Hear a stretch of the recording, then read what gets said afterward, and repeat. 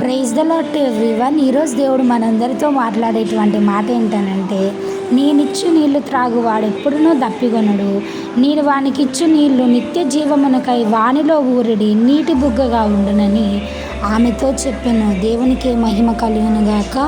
దేవుడు ఈరోజు యొక్క వాక్యం ద్వారా మాట్లాడుతూ ఉన్నారు. మనందరికీ తెలిసిన సందర్భమే.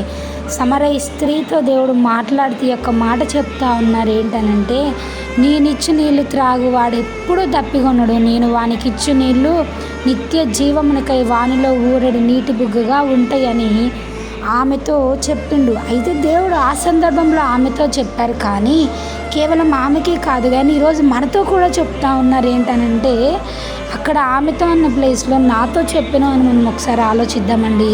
చూడండి, ఒక్కసారి చూడండి ఎంత బాగా మీనింగ్ ఉందనంటే, ఆత్మానుసారంగా స్పిరిచువల్గా దేవుడు చెప్తా ఉన్నాడు. ఇక్కడ ఫిజికల్గా వాటర్ గురించి చెప్పట్లేదు. నేను ఇచ్చే నీళ్ళు త్రాగువాడు అసలు ఎప్పటికీ దప్పికొనడు, దాహం అనేది ఆయనకి వేయదు. బికాస్ నేను వానికి ఇచ్చేటువంటి నీళ్ళు నిత్య జీవమునికై వానిలో ఊరడి నీటి బుగ్గగా ఉంటాయి. అంటే స్పిరిచువల్గా నువ్వు దేవునితో కనెక్ట్ అవ్వడానికి దేవుడిచ్చేటువంటి వాటర్ అనేది యూస్ అవుతుందంట. నిత్య జీవమునకై ఊరడి నీటి బుగ్గగా ఉంటాయని దేవుడు చెప్తా ఉన్నారు. ఇట్టి వాక్యము దేవుడు మనందరి జీవితంలో ఫలింపజేయునుగాక.